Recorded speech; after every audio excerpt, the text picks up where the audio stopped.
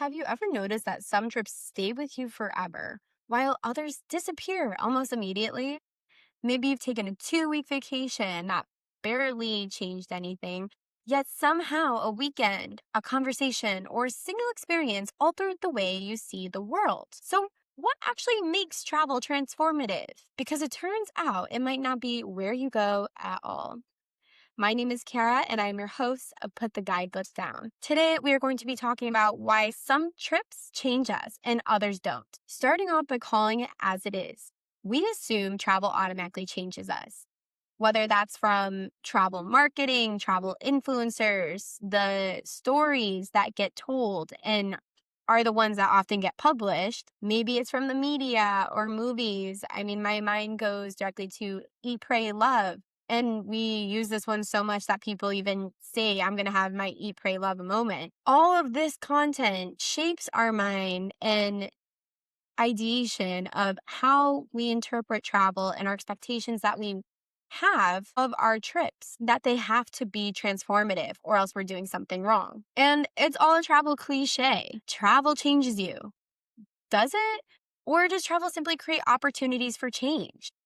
Have you ever met someone who travels constantly, but then they come back home or you have a conversation with them and you realize they haven't changed at all? This is where we see the whole travel is transformative statement become false. Because in reality, some trips leave no lasting impact. And that can be good and it can be bad. It depends on what your travel goals are. In some of my more recent episodes, we've been talking about how some trips feel like you didn't accomplish anything or you just feel unchanged, and how we all need to really go back to the reason of why we booked the trip in the first place and what were the goals and intentions that we set from that travel. Because some trips just feel forgettable. And I'm not making a joke because some people decided to go on a party cruise or they decided to go out in Budapest and have their own journey there. But I mean, just genuinely, some trips are forgettable. And this may be because of how we start off the trip or the mindset that we adopt while we are on that travel. Because where I personally see this experience is when I'm focused on hitting landmarks or just going from place to place, and it becomes very checklist oriented, where my only goal is to hit everything on my itinerary. That's when everything starts to blend together. I get forgetful and start to try to recall memories from those vacations and realize I don't remember anything of what I did. And I look back on my photos and videos and I'm like, I don't even remember whose crown this was, but I took a photo, so I guess it must be important. All of this is just consuming travel, consuming content, and is really just at the high side of it, just passive consumption. And that's why I'm going to keep saying it's all about the root or the intention of why you're traveling in the first place. Because I would challenge you to ask yourselves, is checking landmarks enough? Should we be orienting our travel around landmarks or just what people are saying on social media or in travel reviews that we should be doing for our trip? And that's again where some people who are interested in those topics genuinely or just want to be able to take those photos to get X amount of likes on Instagram, that might be their goal. And therefore, their answer to that question is yes. But a lot of us who are listening to this are the ones who want that transformative travel experience and want to come back changed. So I would say and challenge that checking those landmarks off is not enough for those people who are looking for those experiences. You can travel extensively without engaging deeply. This is that whole performative travel or surface level travel that we see heavily marketed in the tourism industry to this day. And this is why we're seeing people talk about more of slow travel, immersive travel, cultural travel, skillcations, as I've talked about in one of my episodes, because they're looking for ways to engage deeper and learn something new, to come back changed or grown in their personality or mindset. I think when you return from a trip and you're not exactly the same person that you were as when you left, that means the trip was a success. But again, that's my own travel criteria. And that's back and related to the reason why I travel is to come back more open-minded and grown in a positive way. So maybe we need to take a step back when you're going to plan your next travel or you're thinking about your travel goals and ask yourself, are you collecting places or experiences. I'm looking at those people specifically that have the country counter in their bio. I did at one point, it's no shame, but that just shows of what type of travel you're looking to accomplish. So let's get into the real ingredients of transformation for those of you who are looking for that transformative travel experience. What moments actually change us as human beings? Research shows that novelty and challenge strengthen memory formation and individual growth. Transformation usually occurs when expectations break, assumptions get challenged, or your values or beliefs get questioned, and even your identity on the bigger level. And this all relates to a result or reaction of uncomfortable feeling or maybe an uncomfortable experience. But those are also the ones that we recall the most quickest and the ones that we often recount when we're talking about a travel journey and experiences with friends and family when we return home. Because this is where we felt those challenges to us, questioning ourselves, our beliefs, who we are, where we fit in the world. It's making us think bigger and answer or look for answers to the bigger questions. And they often provoke different conversations with other people, which means that you were able to formulate deeper connections or have more meaningful moments or memories with those people, which is why it's so easier to recall and why we want to talk about it. And these are often the experiences that we reflect on once we come back from a trip rather than the landmarks that we were just checking off our lists. And I can 100% relate to this because my easiest moments to recall are the ones where I was in Moldova, Indonesia on my grants, or just staying in places for a longer period of time. Because at that point, I was immersing into the local environment, trying to understand the local identity, culture, heritage, mindset, and then reflecting on my own and seeing where there's similarities, differences, trying to understand why I think X, where someone else may think Y, and how this all fits into the bigger question of culture, community, and the world. And I know that's like a lot of deep questions and reflections, and maybe not everyone wants to think about that when it comes to their travel.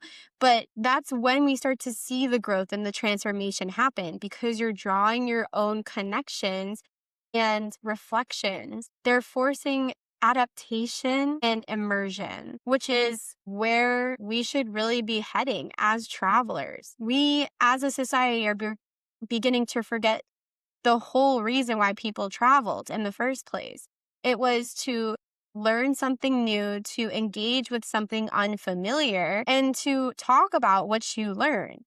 Now, in this day and age with social media, text messaging, FaceTiming, we're able to remain connected to our original roots at almost any point in time.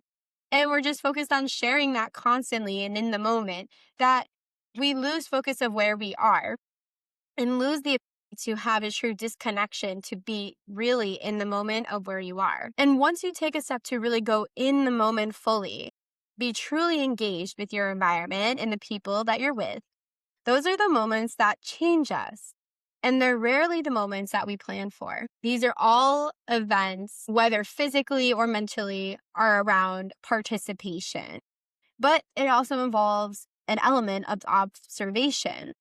In one of my first episodes when I started this podcast, I did a comparison of what it means to be an observer versus a participant when you're a traveler and what really changes in your travel experience, whether you go one or the other or opt to blend both. Because there is a difference between seeing a culture versus participating in it. And I want to caution about this as well because in sustainable travel, cultural travel, and those elements, we want to make sure we're not therefore pushing the travel industry to go into that performative travel element where we're trying to create artificial environments for people to engage with the culture to have that cultural travel experience.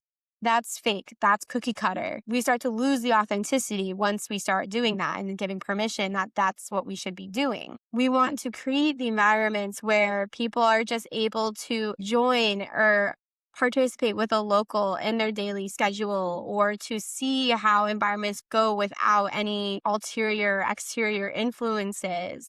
And I know several different travel companies are starting to add these types of experience into their group tours or self solo trips. It's literally just a day in the life of a local. And I think it's such an interesting experience. And I'm kind of curious about how they go about building these programs. So if anyone has information about that, please share because I'm genuinely curious if it's still authentic or if it's starting to get into that performative stage level. But I think it's a move in the right direction at this point in time because it gives you the opportunity to observe a local culture and environment while also learning how to participate it with genuine intentions. And this also, as everyone knows, goes into the conversation around language learning because by interacting with these people from different cultures and groups, you're most likely going to be interacting with a different language, which means you're going to get some language learning and thus be engaging more deeply and immersively in the destination. And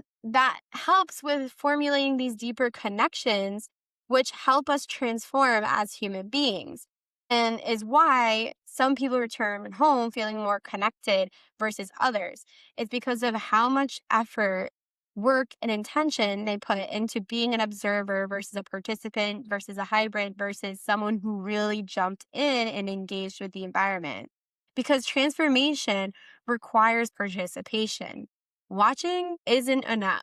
If you're just taking photos of a market and then posting them on your Instagram story, moving on to the next thing, you're just observing on the very surface level. If you're someone who is signing up to learn how to cook from someone in the local market, or you had a conversation with a local you met passing on the street and they ended up inviting you to a pottery workshop, that's an observer who meets a participant who then gets an immersive travel opportunity.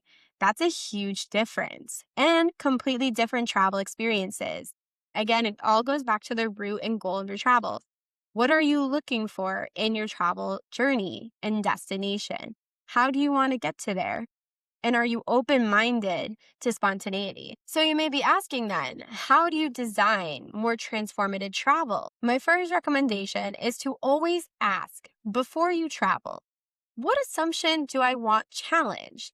Or how do I want to feel when I leave and return home? Then during your travel, ask yourself, what am I avoiding because it feels uncomfortable?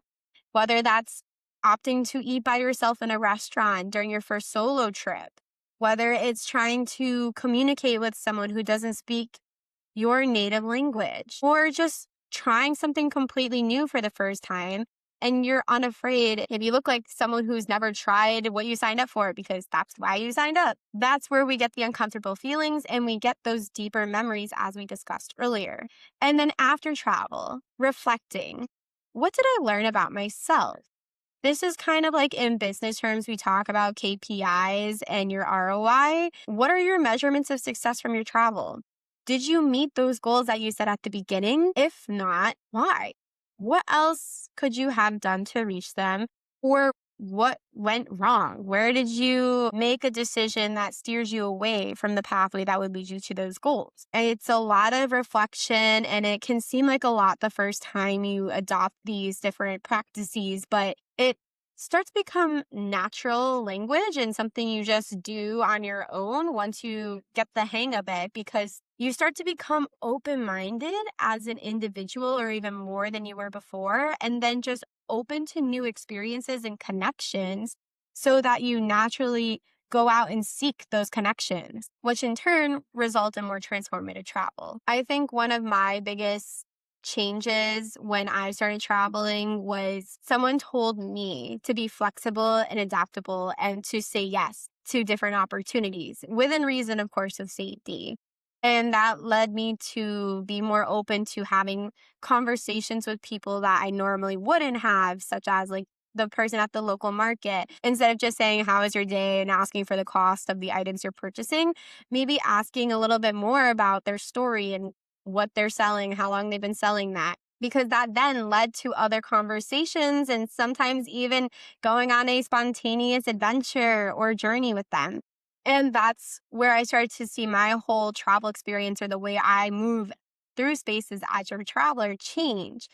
And I came back as a completely different person. And individual in the bestest of ways. And I wouldn't change what I did at all. And it's something now of a mindset that I take on with not just when it comes to travel, but how I move through life and the people I meet.